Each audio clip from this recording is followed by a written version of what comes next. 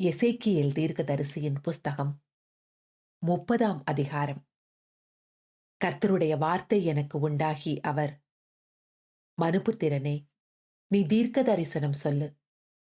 கர்த்தராகிய ஆண்டவர் சொல்லுகிறது என்னவென்றால், ஐயோ, ஆபத்து நாள் வருகிறதென்று அலறுங்கள்.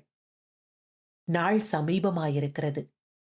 ஆம், கர்த்தருடைய நாள் சமீபமாயிருக்கிறது. அது மந்தாரமான நாள். அது புற ஜாதிகளுக்கு வரும் காலம். பட்டயம் எகிப்திலே வரும். எகிப்திலே கொலையுண்கிறவர்கள் விழும்போது எத்தியோப்பியாவிலே மகா வேதனை உண்டாயிருக்கும். அதன் ஏராளமான ஜனத்தை பிடித்து கொண்டு போவார்கள். அதன் அஸ்திபாரங்கள் நிர்மூலமாக்கப்படும். எத்தியோப்பியரும் பூத்தியரும் லூத்தியரும் கலந்த கூட்டமாகிய அனைவரும், கூபியரும் உடன்படிக்கைக்குள்ளான தேசத்தின் புத்திரரும் அவர்களோடே கூட பட்டயத்தால் விழுவார்கள். எகிப்தை ஆதரிக்கிறவர்களும் விழுவார்கள்.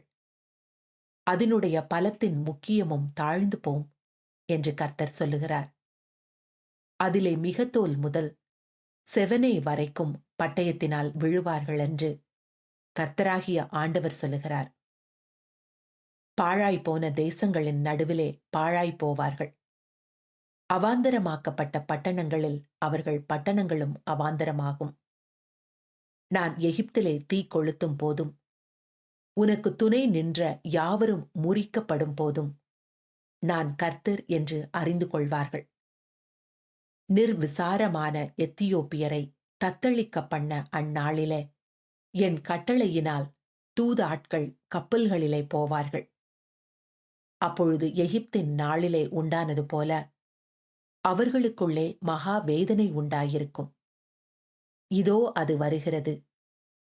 கர்த்தராகிய ஆண்டவர் சொல்லுகிறது என்னவென்றால், பாபிலோன் ராஜாவாகிய நேபுகாத் நேச்சாரை கொண்டு எகிப்தின் சந்ததியை ஒழிய பண்ணுவேன். இவனும் இவனோடே கூட ஜாதிகளின் மகா பலசாலிகளான இவனுடைய ஜனங்களும் தேசத்தை அழிப்பதற்காக ஏவப்பட்டு வந்து தங்கள் பட்டயங்களை எகிப்துக்கு விரோதமாக உருவி கொலையுண்டவர்களாலே தேசத்தை நிரப்புவார்கள். அப்பொழுது நான் நதிகளை வற்றி போக பண்ணி தேசத்தை துஷ்டர்களின் கையிலே விற்று தேசத்தையும் அதிலுள்ள யாவையும் அந்நிய தேசத்தாரின் கையால் பாழாக்கி போடுவேன்.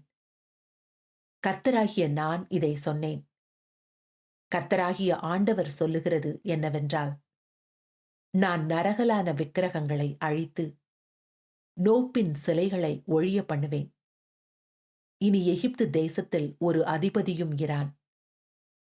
நான் எகிப்து தேசத்தில் பயம் உண்டாக்கி பாத்ரோஸை பாழாக்கி சோவானிலே தீ கொளுத்தி நோ பட்டணத்தில் ஆக்கினைகளை செய்து எகிப்தின் பலனாகிய சீனின் மேல் என் உக்கிரத்தை ஊற்றி நோ பட்டணத்தின் ஏராளமான ஜனத்தை சங்கரிப்பேன். எகிப்தில் தீ கொளுத்துவேன். சீன் மகாவேதனை அடையும். நோ பட்டணம் தகர்ந்து இடிந்து போகும். நோவுக்கு தினந்தோறும் நெருக்கங்கள் உண்டாகும்.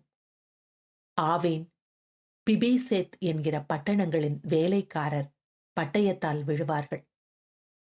அவர்களின் குடிகள் சிறையிருப்புக்கு போவார்கள்.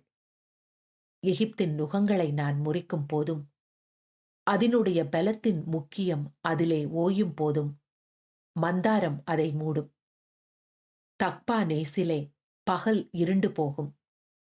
அதன் குமாரத்திகள் சிறைப்பட்டு போவார்கள். இப்படி எகிப்திலே நியாய தீர்ப்புகளை செய்வேன். அப்பொழுது நான் கர்த்தர் என்று அறிந்து கொள்வார்கள் என்கிறார் என்று சொல் என்றார். 11ஆம் வருஷம் 1ஆம் மாதம் 7ஆம் தேதியிலே கர்த்தருடைய வார்த்தை எனக்கு உண்டாகி அவர், மனுபுத்திரனே, எகிப்தின் ராஜாவாகிய பார்வோனுடைய புயத்தை முறித்து போடுவேன். இதோ அது குணமாக்கத்தக்கதாக கட்டப்படுவதில்லை.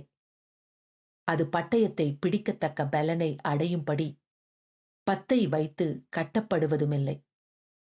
ஆகையால் கர்த்தராகிய ஆண்டவர் சொல்லுகிறது என்னவென்றால், இதோ நான் எகிப்தின் ராஜாவாகிய பார்வோனுக்கு விரோதமாக வந்து பெலனுள்ளதும் முறிந்ததுமாகிய அவனுடைய புயங்களை முறித்து போடுவேன். பட்டயத்தை நான் அவன் கையிலிருந்து விழப்பண்ணி, எகிப்தியரை ஜாதிகளுக்குள்ளே சிதறடித்து, அவர்களை தேசங்களில் தூற்றிவிடுவேன். பாபிலோன் ராஜாவின் புயங்களை பலப்படுத்தி, அவன் கையிலே என் பட்டயத்தை கொடுத்து, பார்வோனின் புயங்களை முறித்து விடுவேன். அப்பொழுது அவன் கொலையுண்கிறவன் தவிக்கிறது போல அவனுக்கு முன்பாக தவிப்பான். பாபிலோன் ராஜாவின் புயங்களை பலப்படுத்துவேன். பார்வோனின் புயங்களோ விழுந்து போம். என் பட்டயத்தை நான் பாபிலோன் ராஜாவின் கையில் கொடுக்கும் போதும், அவன் அதை எகிப்து தேசத்தின் மேல் நீட்டும் போதும், நான் கர்த்தர் என்று அறிந்து கொள்வார்கள். நான் எகிப்தியரை ஜாதிகளுக்குள்ளே சிதறடித்து, அவர்களை தேசங்களில் தூற்றி போடுவேன். அப்பொழுது நான் கர்த்தர் என்று அறிந்து கொள்வார்கள்.